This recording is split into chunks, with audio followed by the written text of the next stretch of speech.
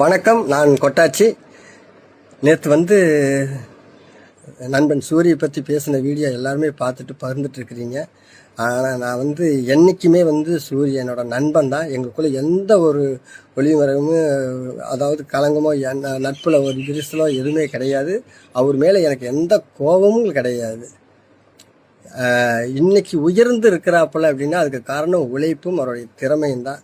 சினிமாவில் யாருமே ஹெல்ப்பிங்கிறது தாண்டி திறமைக்கு தான் இங்கே வேலை, அவர் உழைப்புக்கு தான் மரியாதை. அதை தாண்டி இன்றைக்கி ஜெயிச்சிருக்கிறாப்புல அது காரணம் அவர் தான்.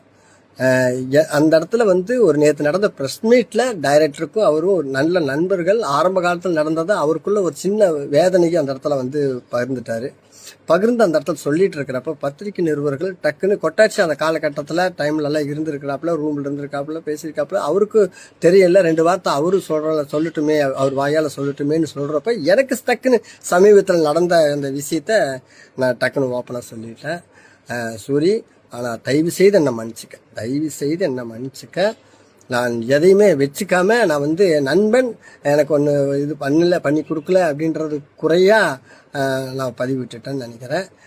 அது குமரல் தான். எனக்குள்ளே இருந்த ஒரு அந்த ஆதங்கத்தை நான் டக்குன்னு உணர்ச்சிவசப்பட்டு நான் சொல்லிட்டேன். தயவு செய்து என்னை மன்னிச்சிக்க. நிறைய குழந்தைகளுக்கு இப்போ ஸ்கூலுக்கு இதுக்குன்னு நிறைய நீ உதவிகள் பண்ணிட்டு இருக்கிற பண உதவிகள் அதெல்லாமே நான் கேள்விப்படுறப்ப எனக்கு பெருமையாக இருக்குது, சந்தோஷமாக இருக்கும். சினிமா ரீதியாக நான் இந்த எனக்கு பண்ணலையே அப்படிங்கிறத டக்குன்னு நான் அந்த இடத்துல நான் சொல்லியிருக்கக்கூடாது, மூக்கு நுழைச்சிருக்கக்கூடாது. டக்குன்னு உணர்ச்சிவசப்பட்டு சொல்லிட்டேன். தயவு செய்து என்னை மன்னிச்சிக்க நண்பா.